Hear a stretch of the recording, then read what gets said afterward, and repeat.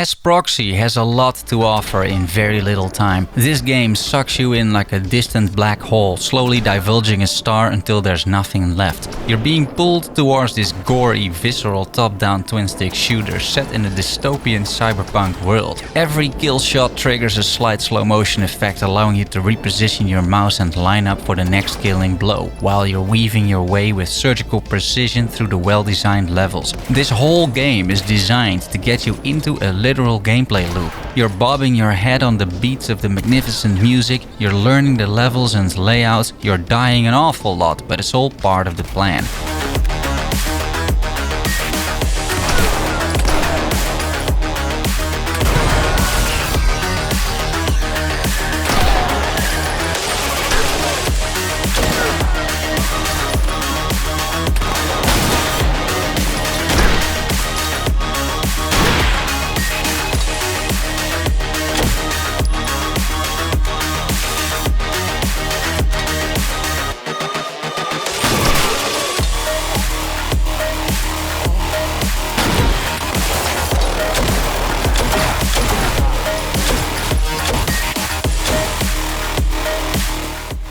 Normally, the idea of game design is that you create a gameplay loop which the players aren't consciously aware of. These two game devs have created a gameplay loop that is bright as day. The whole gameplay is literally a gameplay loop with constant dying and restarting, being sucked into this world, honing your aiming skills and then rinse and repeat. And being aware of a gameplay loop has never been this enjoyable. The enjoyment doesn't last too long though, because Esse Proxy is a very short game. At the moment of writing, the price on this one isn't public yet, so I don't know what they will charge you, but I spent around 4 hours into the game, in which I completed the whole thing and then just jumped back in again to play some more levels. If you're better than me, which isn't too difficult to do, you might complete the game in under 2 hours. But it is not just about that, I would argue. This is one of those games where the journey towards the end, towards the goal, the flow that I previously talked about, is something valuable as well, and it provides replayability. More proof of the existence of this flow is that you will reach a point in the game where you're simply clicking the respawn button as effortlessly as if you were shooting your gun. You may not even notice it, but you're clicking that respawn button hundreds of times during a playthrough. There are very few games where retrying a level 100 times is fun, but Esse Proxy is one of those games. Half of the time you don't even realize it, because the in-game retro synth music just blasts through your headphones without stopping, even if you die. The score keeps on rolling, your heart isn't supposed to skip a beat, and you should get off your ass and go again. The premise of these levels is simple. You need to make it from A to B, and in between A and B, a ton of enemies block your way. It's up to you to deal with them. You can use your guns, their guns after you kill them, melee attacks, special powers that vary between each of the 3 main characters, or just make a run for it. Depending on how you do and how long you take to complete the level, you get a rating at the end. Once you've mastered the game and are a gunslinging netrunner on steroids being pushed by the vile beats of the soundtrack, you can complete levels within 1 or 2 minutes. There are roughly 20 levels in the game, so do the math. Don't think, however, you're just going to be able to complete a level from the get-go. You spend most of your time learning the levels, scouting the enemy positions, figuring out the best routes to take, enjoying the combat, and sometimes shouting at the screen because you definitely dodged that enemy bullet, right?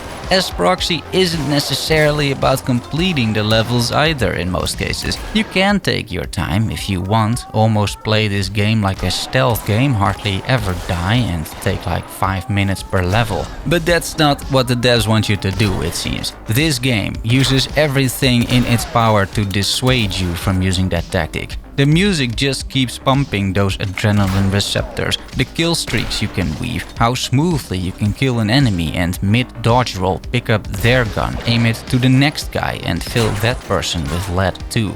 You are supposed to go in headfirst and play this game in style, because that is where Esse Proxy shines. There's a little more on offer than just going from A to B. From South Games, the South American indie studio behind this title, made sure to change the pace of the game in between standard levels. I will not be showing too much here because the game is already short as it is and I don't want to spoil anything, but I will tell you that Esse Proxy also has boss levels, some chases using various vehicles and some parkour running levels, and all of those are a nice change to the standard levels. I call them standard, D from A to B, but they're not really standard in a negative way. I mean default levels. They're well designed, they breathe this neon color infused cyberpunk vibe, the visual clarity in them has been thought of too, so you can actually spot your enemies, and almost never did these levels feel like they threw an unfair challenge your way. There's one exception to that where you need to run through a few massive fans, and because it's top down it's rather hard to see where the fan blades are, so I just got killed by that quite a few times. That was really the only time I got frustrated with this game, despite dying almost 500 times in 4 hours. I know the number because I need to die 5 more times for an achievement. Esse Proxy is set up in such a way that frustration doesn't make its way into your mind. The fights are typically fair, there are multiple solutions to a problem. You have your one time per level special ability to help you get through difficult parts of the zones, and this game does an excellent job at striking a balance between difficulty, gunplay and fun. After a while, you're really getting into the zone, the killing, dodging, head bobbing, headshotting zone, where the whole game just flows. The gameplay loop isn't abruptly broken by stray enemy bullets and you're in total control of your character, your guns, and completely aware of the enemy positions, taking them out one by one.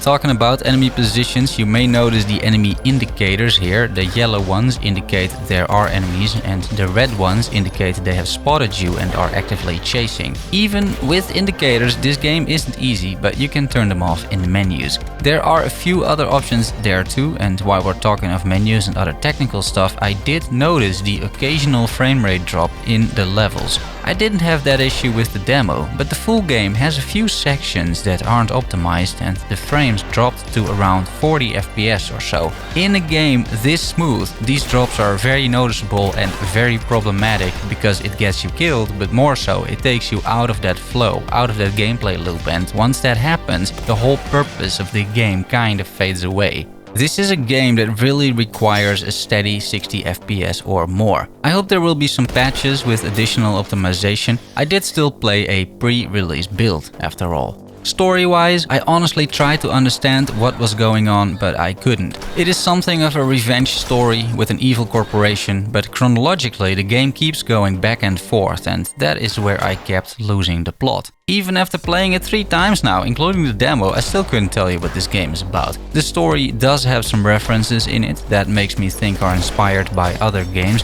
The phantom pain keeps popping up as a concept, for example, which I read as a throwback to the original Metal Gear Solid games, where you're also running around with a top-down view and your SOCOM pistol. Esse Proxy has only a little bit of stealth with a special ability, but I couldn't help reading into this reference, although I've got no idea if that was intentional or not. I wouldn't be surprised to learn that Snake was an inspiration as one of the first major games featuring gameplay like this. The story definitely makes as much sense as your typical Hideo Kojima plotline, so the similarities are striking, at least in my mind.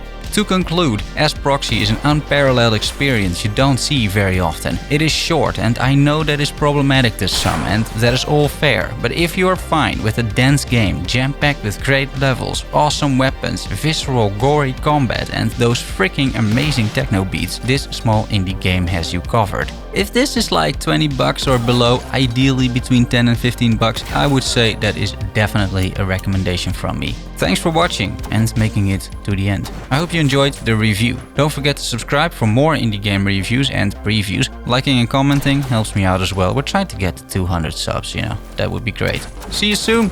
Love you all. Bye bye.